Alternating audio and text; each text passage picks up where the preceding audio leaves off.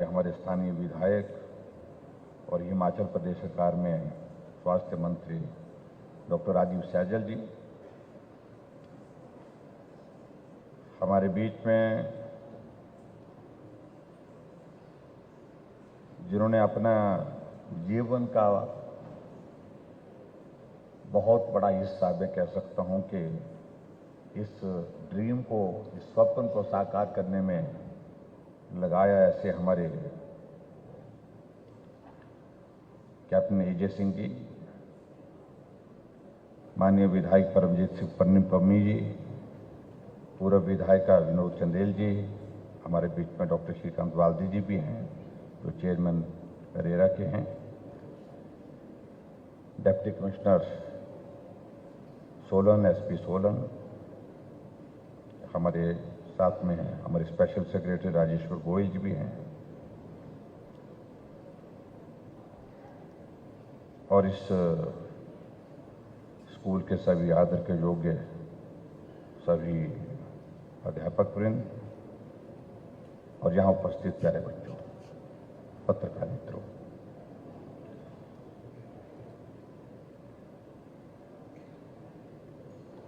सबसे पहले तो मैं आज के इस शुभ अवसर पर कैप्टन एजे सिंह को और इनकी सारी टीम को, समीक्षा जी को, जिनका नाम मेरा संबोधन में छूट गया, मैं क्षमा चाहूंगा, इनकी पाइन ग्रोव की सारी टीम को बहुत बहुत बधाई देता हूं। हिमाचल जैसे छोटे प्रदेश में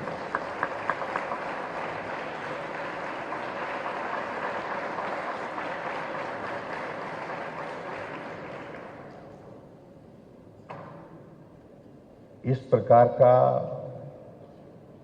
स्पोर्ट्स सेंटर बनाना, सही मायने में इस बात की सचमुच में हम भी कल्पना नहीं करते थे। ये क्या ऐतिहासिक काम आपने किया है, मैं आपको बहुत बहुत बधाई देता हूं।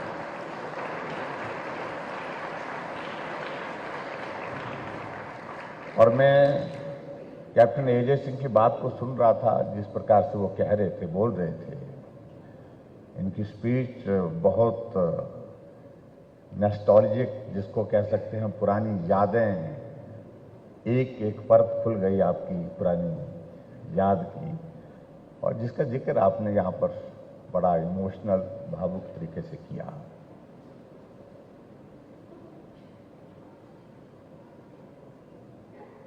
सपने को साकार करना, सपने देखना एक विषय है, लेकिन उन्हें साकार करना और अपने परिश्रम के माध्यम से करना, ये सही मायने में एक बहुत बड़ा उदाहरण है कैप्टन एजे सिंह से हम सीख सकते हैं, जो उन्होंने अपनी बात कही यहां पर।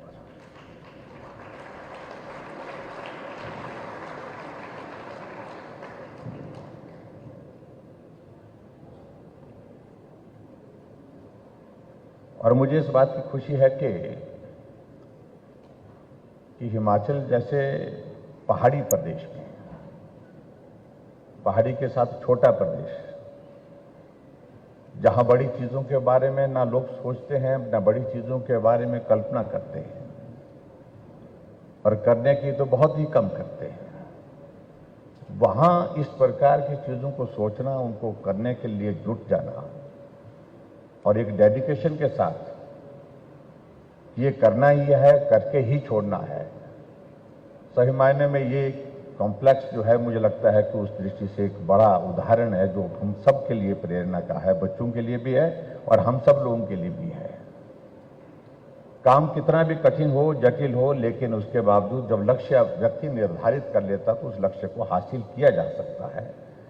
ये कुल मिलाकर के इस सारी चीज को देख करके हम कह सकते हैं।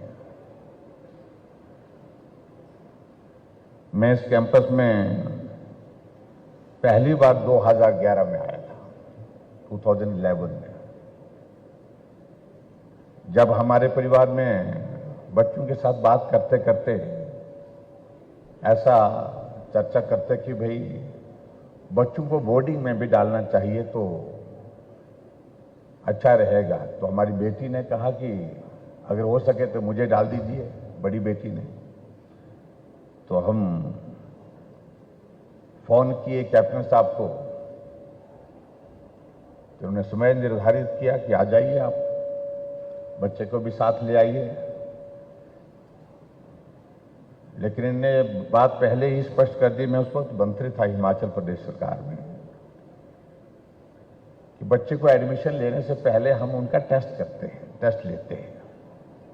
हमने कहा कोई बात नहीं, टेस्ट लेना भी चाहिए। और शायद इन्होंने इस बात को लेकर के बड़ा स्पष्ट कर दिया कि कहीं ऐसा कहीं नेता के दिमाग में ऐसी बात तो नहीं कि बिना टेस्ट के ही एडमिशन कर लें। हमने कहा कि टेस्ट लेना चाहिए, वो तो अच्छी बात है, लेकिन बच्चे का मन था कि भाई, क्योंकि हम नेताओं के बारे में धारणा यही होती है कि जहां जिस इंस्टीट्यूशन में कोई हम किसी के एडमिशन के लिए बात कहते हैं तो ये लगता है कि ये एडमिशन के बारे में सिफारिश है। तो स्वाभाविक रूप से एक ऐसी क्या होता है कि इस तरह का एक बना होता ही है। तो मुझे इस बात को लेकर के खुशी है कि हमने वो डेट तय की, और उस दिन मैं बहुत बच्चों के स्कूल में बहुत कम गया हूं अपने जीवन में, बहुत कम जाना हुआ, लेकिन उस दिन मैं भी आया। और बाई चांस क्या हुआ कि बेटी, मैं सुना रहा था, बेटी को बहुत ज्यादा माइग्रेन का अटैक हुआ, तो पहले सोचने लगे कि जाएं ना जाएं, लेकिन आखिरकार हमने कहा समय लिया है, तो बेटी ने कहा कि चलते हैं। यहाँ पहुंचे और यहाँ सारा कैंपस भी देखा, इनके ऑफिस में बैठे, तो उन्होंने कहा कि टेस्ट के लिए आप डेट तय कर लें।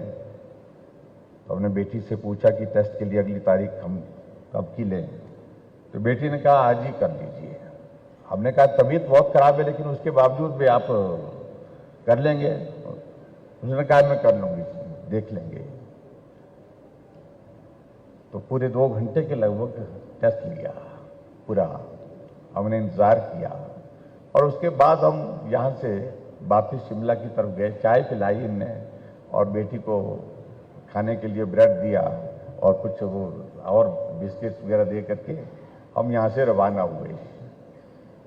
लेकिन शिमला पहुँचते उससे पहले हम रास्ते में बात कर रहे थे। हमने कहा कैंपस अच्छा है, सारा अच्छा लग रहा है, माहौल अच्छा लग रहा है, और यहाँ इस स्कूल के बारे में हमने सुना था, क्योंकि हमारे कुलीग्स के बहुत सारे बच्चे, नड्डा जी के बच्चे यहाँ पढ़ते थे और भी हमारे कुलीग्स के बच्चे यहाँ पर पढ़ते थे। अच्छा सुना था, लेकिन पहली बार देखने का मौका मिला। लेकिन शिमला पहुंचने से पहले फोन आ गया कि ये बच्चा मुझे चाहिए, और मुझे इस बात की खुशी हुई कि हमारी बेटी ने अच्छा काम किया था, और आपने तो सारी चीज़ें, एडमिशन की तारीख कर दी, एडमिशन की। तब से एक रिश्ता हमारा बना है, और इस रिश्ते को हमने मजबूती के साथ संजो के रखा है। और जब भी इनके साथ बैठ करके बात करने का अवसर प्राप्त होता है, तो ये कभी भी कैसी भी सिचुएशन हो, लेकिन जिस प्रकार से इंस्पायर करते हैं, बच्चों को भी करते हैं, बच्चों के साथ साथ में पेरेंट्स को भी करते हैं, और खास तौर से अपने इंस्टीट्यूशन के बारे में जिस तरह से आप जो है, आपका प्रेजेंटेशन बहुत इफेक्टिव है, प्रभावी है, जो भी आप बात कहते हैं। लेकिन सबसे बड़ी बात तो प्रेजेंटेशन प्रभावी होने के साथ साथ काम प्रभावी होना, ये कई बार मुश्किल होता है। काम भी प्रभावी है, इस बात के लिए मैं बधाई देता हूं। जितना आप कहते हैं उससे कहीं ज्यादा यहां पर इस इंस्टीट्यूशन में, चाहे यहां का है चाहे वो हमारा दूसरा कॉम्प्लेक्स है सबाथू का, दोनों के दोनों कॉम्प्लेक्स। हालांकि जब बेटी के एडमिशन के लिए जो मैं पहली बार उनको लेकर के उस दिन भी मैं आया, तो जब हम सबाथू के उसमें पहुंचे तो वहां देखने के लिए गए। जब हम उतराई में जाने लगे नीचे, तो सोचने लगे हम कहां जा रहे हैं, क्योंकि मोड़ एक काटा तो कुछ नहीं दिखा आगे, तो वही दिख रहा था, पहाड़ से हम नीचे जा रहे हैं और बिल्कुल स्टीप डाउन जा रहे हैं, और नीचे तो नाला ही दिख रहा था। तो ऐसे में लग रहा था कहां होगा स्कूल। फिर 1 मोड़ 2 मोड़ काटने के बाद फिर जाकर के नीचे दिखा। तो नीचे पहुंचे तो सही मायने में हमने देखा इंस्टीट्यूशन बहुत अच्छा बना हुआ है, बहुत सुंदर बना हुआ है। उसके बाद हमारा कई बार वहां पर आना हुआ, जाना हुआ। लेकिन सबसे अच्छी बात कि संस्थान खड़ा करना वो तो साधन के माध्यम से भी किया जा सकता है, लेकिन संस्थान के साथ एक कमिटमेंट और कन्विक्शन के साथ जुड़ना, दिल से जुड़ना, ये सबका नहीं हो पाता है जो कैप्टन एजे सिंह जी का है। हर एक चीज के साथ किस तरह का लगता है, बच्चों के साथ अपना इनका लगाव, बच्चों के पेरेंट के साथ, और एक एक चीज को लेकर के अपने जो भी काम करना। सबसे बड़ी बात है कि काम जो करना और पूरा तसल्ली से करना, वो इस सारे इंस्टीट्यूशन में, इस कॉम्प्लेक्स में ऊपर से नीचे तक हमने जब घूमा तो देखने को मिला कि तबीयत से बनाई चीज है। जो भी चीज यहां पर, जितना भी हम देखने को यहां पर आज यहां पर उपलब्ध है, तबीयत से बनाई है। ये सबसे बड़ी बात है, एक डेडिकेशन और कमिटमेंट के साथ। और आज की तारीख में ये स्थिति इस कारण से मैं कह सकता हूं कि जो आपने यहां पर पैदा की है, ये हिमाचल प्रदेश में तो क्या, मुझे लगता है कि देश में बहुत कम संस्थान होंगे, बहुत कम संस्थान होंगे, मुझे मालूम नहीं, मैं बहुत जगह ऐसा गए भी नहीं, लेकिन जो सुविधाएं आपने यहां पर उपलब्ध कराई हैं उसके लिए मैं आपको बहुत बधाई देता हूं। और हिमाचल जैसे प्रदेश में ये पहली बार हुआ जहां इस प्रकार का इंफ्रास्ट्रक्चर आपने जो है स्पोर्ट्स के लिए यहां पर डेडिकेट किया, उसके लिए मैं बहुत बहुत बधाई देता हूं।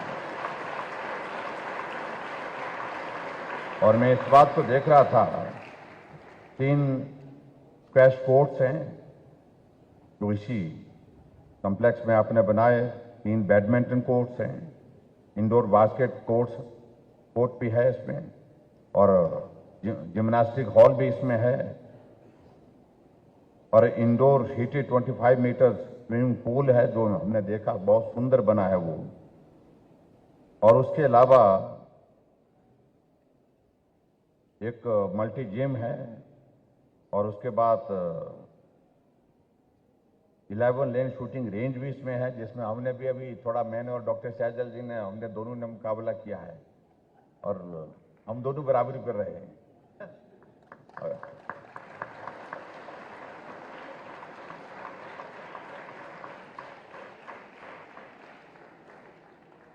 और इसके साथ साथ में एक हॉल जिसमें टेबल टेनिस के जो हमारे लगे हैं, बिलियर्ड्स का है, बिलियर्ड्स रूम इसमें है, योगा हॉल इसमें है, क्लाइंबिंग वॉल है। यानी कि मैं देख रहा हूं कि इसमें कोई चीज लगभग जो मेन इवेंट्स होते हैं उसमें से कोई चीज छोड़ी नहीं। हर चीज को आपने, बास्केटबॉल को कोर्ट तो यही है, और उन सारी चीजों के लिए मैं आपको बहुत बहुत बधाई देता हूं। सचमुच में एक बहुत वक्त लग गया, जिनने, जैसा इन्होंने कहा कि कोविड एक ऐसा दौर था बीच में जिसमें सभी जगह काम प्रभावित हुआ, और यहां पर भी कामकाज में इसमें कठिनाई आई, और इसलिए स्पैन इस वक्त ज्यादा लगा कि 6 साल लगे उसको पूरा करने के लिए। लेकिन साथ में इन्होंने इस बात को भी कहा कि हमने इतनी किफायत से भी काम किया कि प्रोजेक्ट सही मायने में 22 करोड़ का था, और 22 करोड़ का प्रोजेक्ट जो है हमने कंप्लीट 18 करोड़ में किया।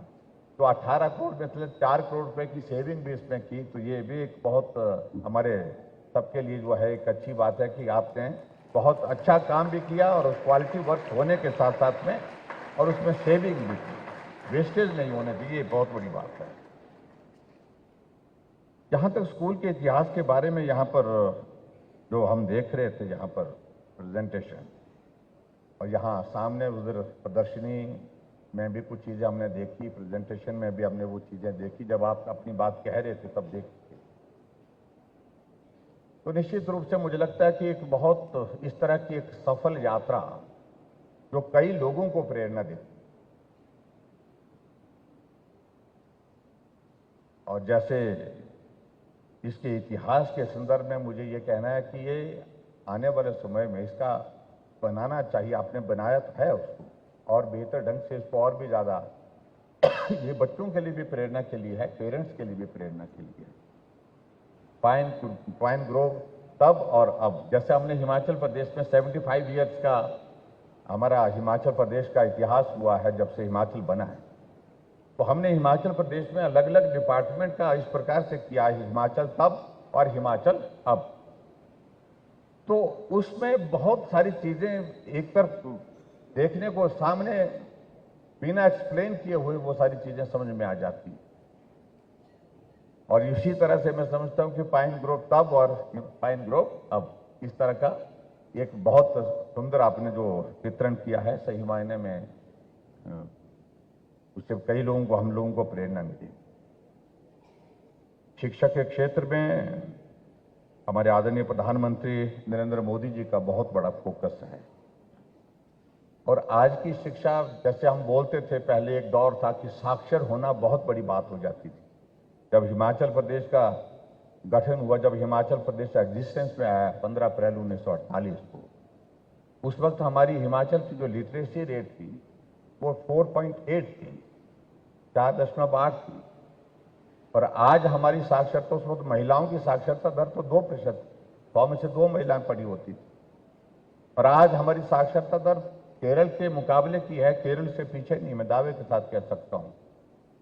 लेकिन एक दौर होता है जब साक्षरता का महत्व था कि पढ़ना आना चाहिए, नाम लिखना आना चाहिए, दस्तखत करने आने चाहिए। लेकिन आज तो कंपटीशन का माहौल है, और इसलिए स्वाभाविक रूप से इस कंपटीशन के इस दौर में हमको उसी तरह से ही आगे बढ़े, उसके बिना संभव नहीं, बिल्कुल भी संभव नहीं। और ऐसी परिस्थिति में ये इंस्टीट्यूशन हमको एक बहुत बड़ी एक जो है वो एक प्रेरणा उस तरह से देता है कि आज के इस युग में जहां कंपटीशन हर जगह है, उसमें हमको अपने आप को कैसे सरवाइव करना है, कैसे हमको खड़ा होना है, किस प्रकार से। मैं एक एक चीज को देख रहा था, यहां बच्चों का परफॉर्मेंस हम देखते,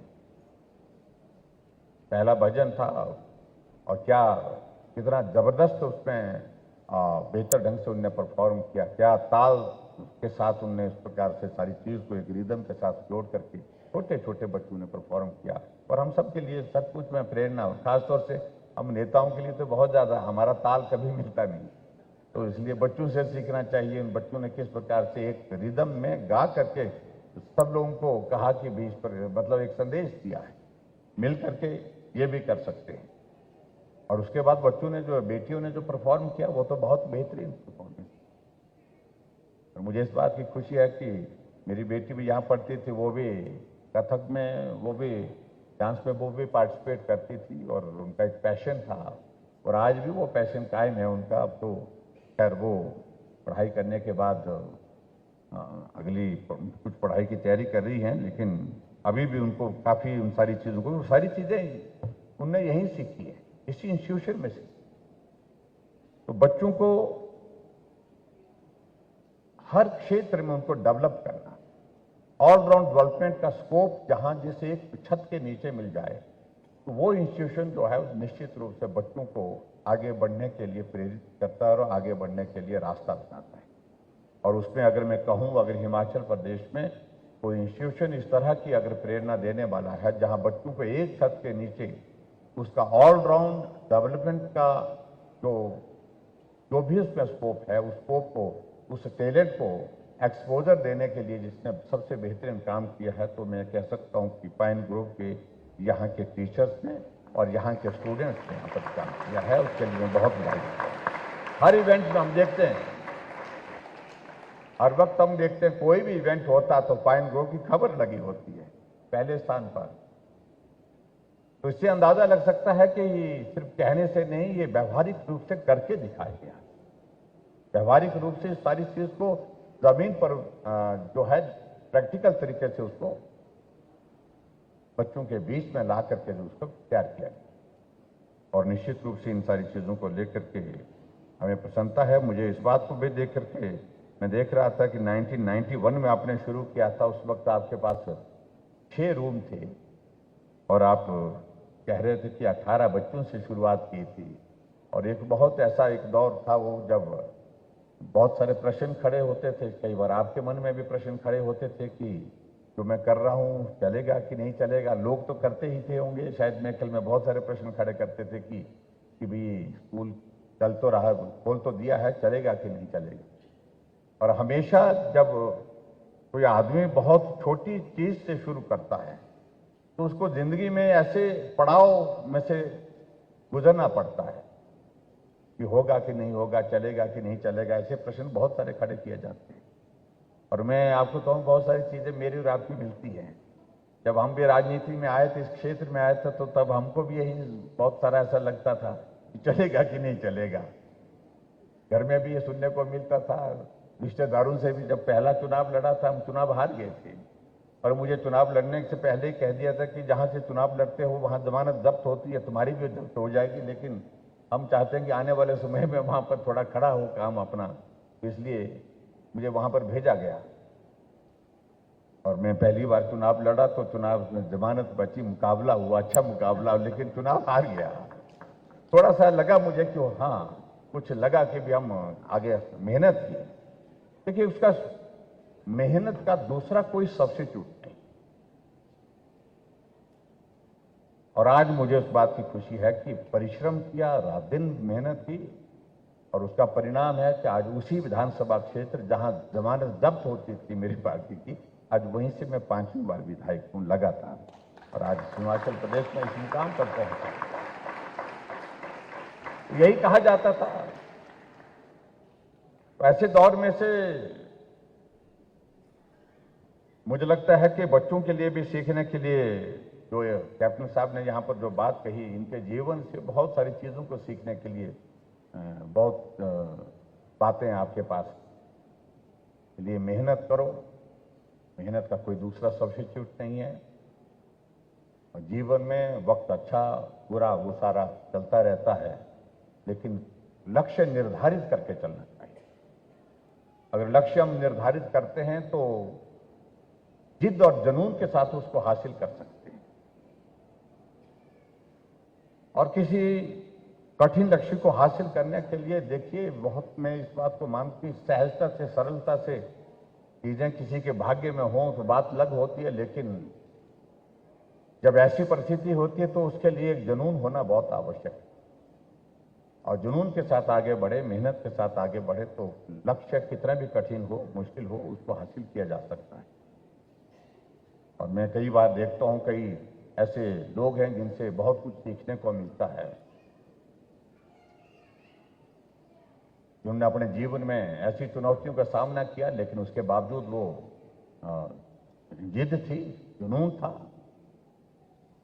एक आपने सुना होगा कि एक अरुणिमा करके जो है, एक पर्वतारोही के नाते भी उनको जाना जाता है। स्पोर्ट्स की, मैं स्पोर्ट्स में अच्छा काम करती थी, काम उनके जुनून था बहुत काम करने का। अरुणिमा सिन्हा शायद नाम है उनका, जो उत्तर प्रदेश के। कभी आपको मिले उनके जीवन के बारे में। ट्रेन में जा रही थी, ट्रेन में कुछ लोगों के लड़कों के साथ थोड़ा स्कफल हो गया, उन्हें धक्का दे दिया, ट्रेन से नीचे गिर गई और ट्रेन की पटरी पर पांव आ गया, ट्रेन पांव के ऊपर से निकल गई, एक पांव उसका कट गया और ऐसी परिस्थिति में बेहोश हो गई। और जगह भी फ्रैक्चर थे और जगह भी चोटें लगी थी।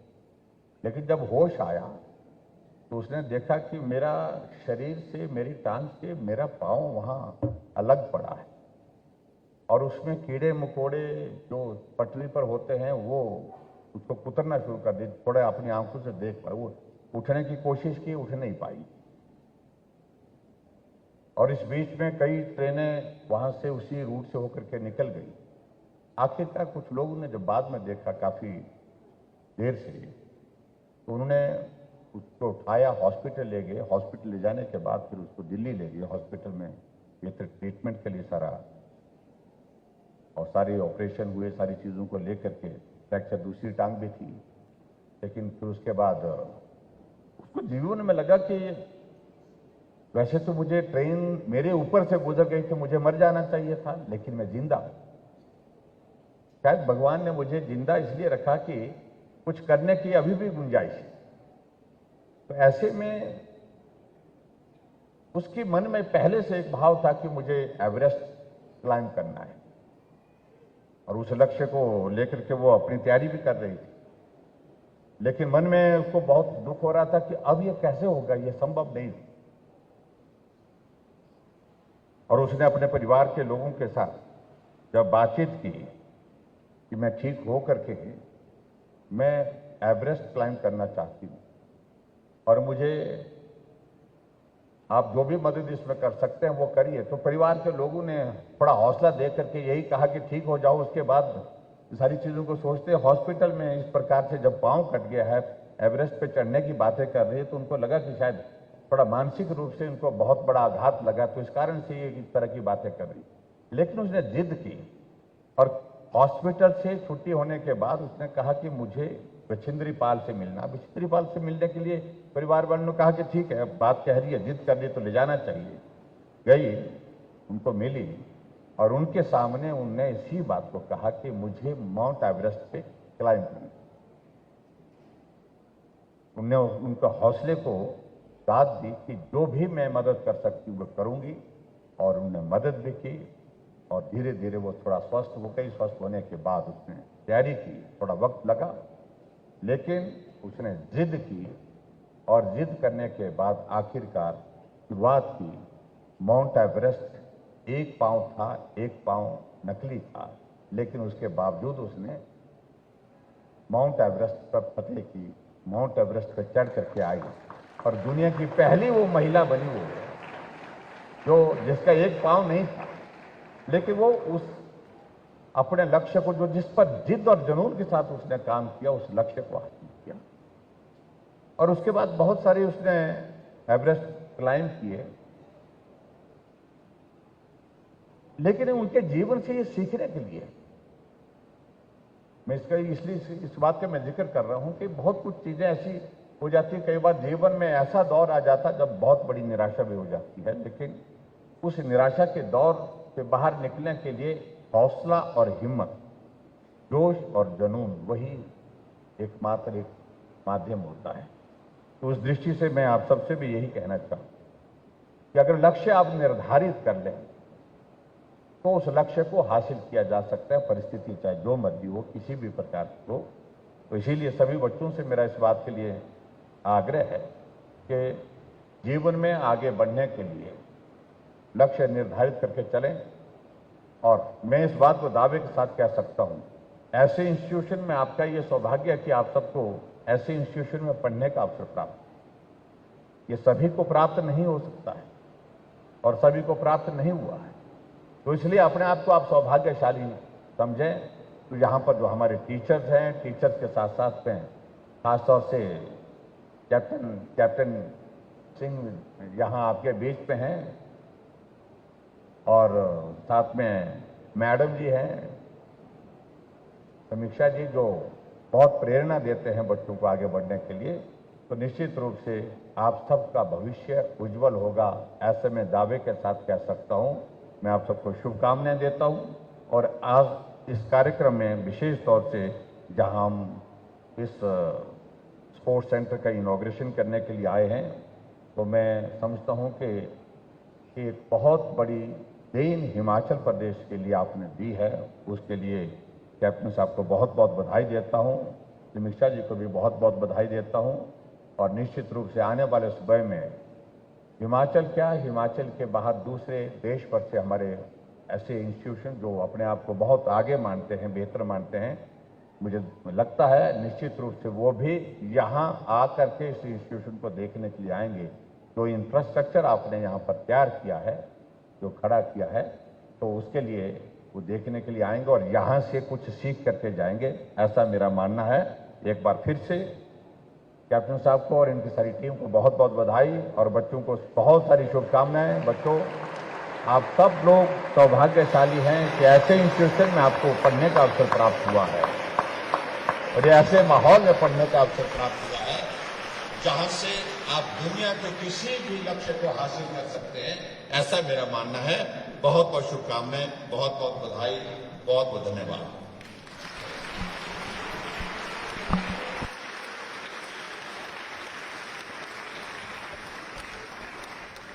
I now request our Executive Director, Captain A.J. Singh, to present हमारे बीच में यहाँ के हमारे स्थानीय विधायक और हिमाचल प्रदेश सरकार में स्वास्थ्य मंत्री डॉक्टर राजीव सैजल जी,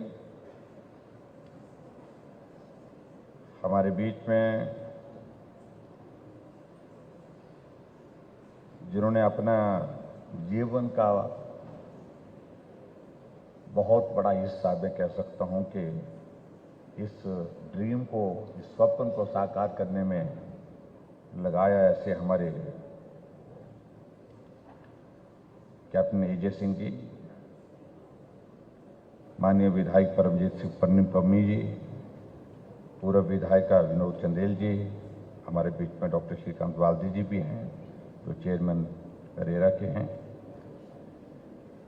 deputy commissioner Solan, SP Solan, हमारे साथ में हैं हमारे स्पेशल सेक्रेटरी राजेश्वर गोयल जी भी हैं, और इस स्कूल के सभी आदर के योग्य सभी अध्यापक वृंद और यहाँ उपस्थित प्यारे बच्चों, पत्रकार मित्रों,